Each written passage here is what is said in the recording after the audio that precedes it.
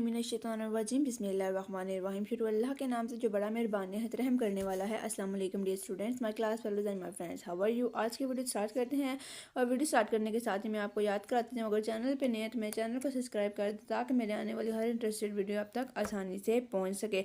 जैसे कि आपके इल्म में हमने सेंस स्टार्ट की हुई थी साइकोलॉजी की चैप्टर नंबर 4 की, और आज हम उसकी तीसरी सेंस पढ़ने लगे हैं, सूंघने की हिस्स, जिसे हम एक शामा के नाम से भी जानते हैं। शामा सूंघने की हिस्स।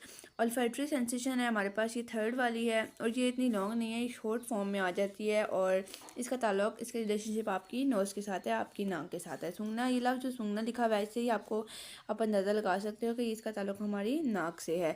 अगर स्टार्ट करें तो सूंघने की एज ऑल्फैक्टरी इस लिहाज से अहम है कि ये हवा में मौजूद गैसों, स्टार्ट, घुटन, जिन्स, खुशबू वगैरह का एहसास दिलाती है। इसका हंसी उज़्व नाक है, वही बात जो मैंने आपको बताई थी कि इसका ताल्लुक नाक से है। और महक इसका महज है, सूंघने के लिए इस्तेमाल होती है। इसको हंस शामा भी कहते हैं। इंसानी चेहरे पर दो पतली सी हड्डियां हैं जिनको नाक की हड्डियां नेसल बोन्स कहते हैं। नाक के दोनों नथों का काम खुशगवार या नागवार महक की खबर दिमाग तक पहुंचाना है। ये नाक की जो हमारी दोनों हड्डियां हैं, इनका काम ये होता है कि खुशगवार और नागवार दोनों महक को हमारी ब्रेन तक, हमारे दिमाग तक पहुंचाने का काम करती है। ये काम पहली नहाही असब जो स्पाइनल नर्व से अंजाम देती है। इस नहाही असब को असब शामा अल्फैक्टरी नर्व्स भी कहते हैं। इसके अलावा नाक के रास्ते हवा फेफड़े में पहुंचाता है। नाक में मौजूद बाल हवा को छांचते हैं, मतलब उन्हें साफ करते हैं, गंदी हवा को अंदर नहीं जाने देते।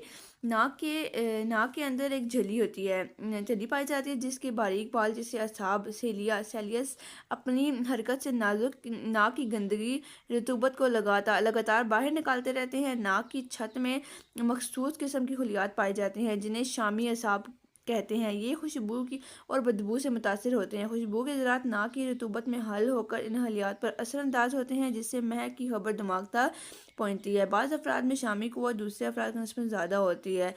इस तरह जानवरों की सूंघने की हद ज़्यादा से ज़्यादा तेज़ होती है, इंसानों से ज़्यादा तेज़ होती है। वही जो जानवरों में सूंघने की हद जो है वो बहुत ज़्यादा इंसानों की नस्बत। और यहाँ पे अगर आपने देखें कि नाक के अंदर एक झिल्ली पाई जाती है जिसके अंदर बारीक बाल होते हैं। ये बाल हमारी नाक हरकत कर रही है, इस गंदे रतूबत को लगातार बाहर निकालती रहती है और जो हमारे ठीक ठाक हमारे फ़ायदेमंद रतूबत होते हैं उन्हें अंदर भेजती है। ये खुशबू और बदबू से मुतासर होती है और ब्रेन तक ये मैसेज देती है कि महक आ रही है। बाज़ अफराद में शामी कुव्वत जो होती है, कुछ लोगों में ये बहुत ज़्यादा तेज़ होती है और कुछ में ये बहुत ज़्यादा कम होती है। सूंघने की हिस्स शामा अल्फैक्टरी सेंसेशन बस इतनी थी, इसमें इतना इंपॉर्टेंट और कुछ भी नहीं है। आपने जैसे इसकी डेफिनेशन थोड़ी सी कर लेनी है, ये टॉपिक आपको कवर हो जाएगा। नेक्स्ट अगर हम इसका देखें तो जायके की हिस्स हमारे पास आ जाती है। किस टेंशन हैं ये हमारे पास, तो जायके की इसका ताल्लुक हमारी ज़ुबान के साथ है। हम जो हर रोज़ आप दिन में खाते हो, डिफरेंट किस्म की चीज़ें खाते हो, मीठा, खट्टा, तीखा, कुछ ऐसा होता है जिसका कोई जायका नहीं होता, टेस्ट के बगैर आप खाते हो। जंक फूड बहुत ज़्यादा खाते हो आप, pizza, burger, shawarma, chicken pops खाते हो, लेस खाते हो, कुरकुरा खाते हो, रोटी खाते हो, पानी पीते हो, खीर खाते हो, कस्टर्ड खाते हो। जो सारे जायके होते हैं वो आपकी ब्रेन तक पहुंचाने के लिए ज़ुबान काम आती है। जायके की हिस्स गेस्टेशंस काम आती हैं। अगर हम इस टॉपिक को रीड करना स्टार्ट करें तो सूंघने की हिस्स की तरह जायके की हिस्स गेस्टेशन भी रोज़मर्रा ज़िंदगी की मालूमात के लिए ज़रूरी है। जैसे पीछे अभी आपको मैंने बताया, सूंघने की हिस्स हमारी रोज़मर्रा ज़िंदगी में काम आती है, हम सांस लेने के लिए सबसे ज़्यादा काम आती है। इस तरह जायके की हिस्स भी हमारी रोज़मर्रा की मालूमात में ज़रूरी है, क्योंकि कोई ऐसा दिन नहीं है जब आप जायका ना चख सके चीज़ें। हर दिन आप कुछ तुरश, कड़वा, मीठा खाते रहते हो। ये हमें मीठी, तुरश, कड़वे, जहरीली अशिया के बारे में मालूमात फराहम करता है। जायके की हिस्स का उज़्व ज़ुबान टंग होती है। इसकी शक्ल लंबूतरी और ब्यूरी होती है। आप अपनी ज़ुबान को निकाल के बाहर देख सकते हो कि आपकी ज़ुबान की शक्ल कैसी है। इसके अंदर अरादी गज़लात होते हैं जो इसे तकरीबन हर सिमत में हरकत दे सकते हैं। इसके अंदर जो अरादी गज़लात होते हैं ना, आप देखते हो कि आपकी ज़ुबान ऊपर, नीचे, दाएँ बाएँ हर तरफ हरकत करती है। आप बोलते हो तो आपकी ज़ुबान हरकत करती है, तो वो सारे काम इसमें अरादी गज़लात इसे काम करने में मदद देते हैं। ज़ुबान की कुव्वत जायका मालूम करती है।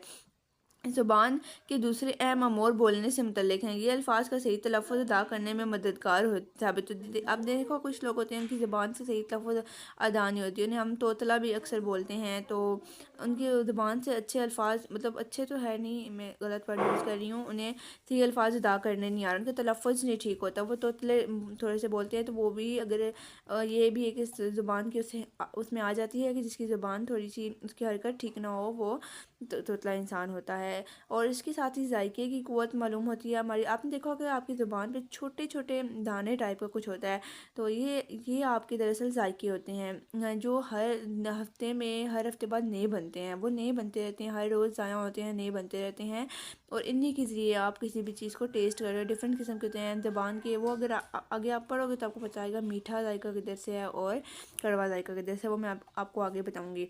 जायका मालूम करने के असाब ज़ुबान के पिछले हिस्से में पाए जाते हैं, जिसकी शक्ल अंग्रेज़ी के लफ्ज़ वी से मिलती होती है। जब आपकी जहाँ पे आपकी ज़ुबान वी शक्ल की होती है, वहाँ से जायके की स्टार्ट होती है, वहाँ पे आपको किसी चीज़ का जायका मालूम होता है। ये असाब पिपल्स कहलाती हैं। इनके अंदर जायके के असाब पाए जाते हैं। ज़ुबान के अगले हिस्से में इस किस्म के नन्हे जलीय असाब होते हैं। नन्हे जलीय असाब होते हैं, वही मैं जब आपको बता रही थी कि छोटे छोटे दाने टाइप के होते हैं, उनसे आपको जायके महसूस होते हैं।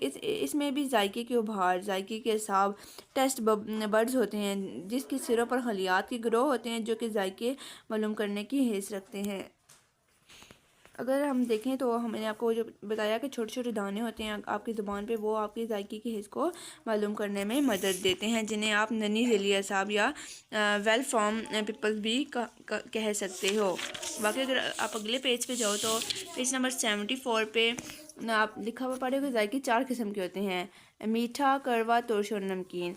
जायके के असाब ज़ुबान के मुख्तलिफ़ हिस्सों में पाए जाते हैं। मीठे पन का एहसास ज़ुबान के सामने और कड़वाहट के असाब का रकबा ज़ुबान के पिछले हिस्से में। ज़ुबान के जो हमारे पास मीठे होते हैं, ये मीठेपन का एहसास ज़ुबान के सामने वाले हिस्से से और कड़वाहट के असाब का रकबा ज़ुबान के पिछले हिस्से में पाया जाता है, जबकि ज़ुबान के दोनों अतराफ़ पर तुर्श और ज़ुबान के अगले हिस्से के किनारों पर नमकीन और कड़वे जायके के असाब पाए जाते हैं। हमारे 4 किस्म के जायके थे: कड़वा, तुर्श और नमकीन और मीठा।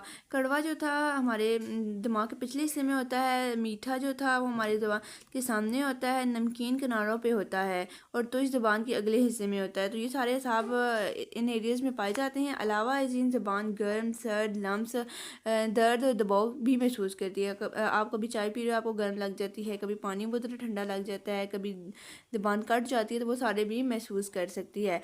जायकादार अशिया जायके की हर्ज पर केमियाई अमल करती हैं, इसलिए इस वक्त तक असर करती है जब ये माया हल में हो। जब जायके के असाब मुतासर होते हैं तो उन पर असाबी लहरें पैदा होकर असाब के जरिए मोह कबीर के जायके रकबे में पहुँच जाती हैं। बस ये इतना ही से जायके की हेज हमारे पास जो थी ये इतनी आ जाती है। आप गेस्टिंग जायके की हेज में आप अगर इसमें कुछ इंपॉर्टेंट करना चाहते हो तो बस इसकी डेफिनेशन करो, इसके जायके की 4 नाम याद कर लो: मीठा, कड़वा और तुर्श, और ये कहाँ कहाँ पाए जाते हैं। ये 4 चीज़ें आप कर लो, 3-4, तो आपके इसमें ये टॉपिक कवर हो सकता है। बाकी इसमें और कुछ नहीं, इतना खास। उम्मीद करती हूँ कि आपको मेरी ये वीडियो समझ आई होगी। अगर कोई गलती होगी तो माफ़ कीजिएगा। जाते जाते फिर मैं आपको बता रही हूँ मेरे चैनल को सब्सक्राइब कर दे ताकि मेरे आने वाली हर इंटरेस्टेड वीडियो आप तक आसानी से पहुँच सके। मिलते हैं अगली वीडियो में, तब तक के लिए अल्लाह हाफिज़।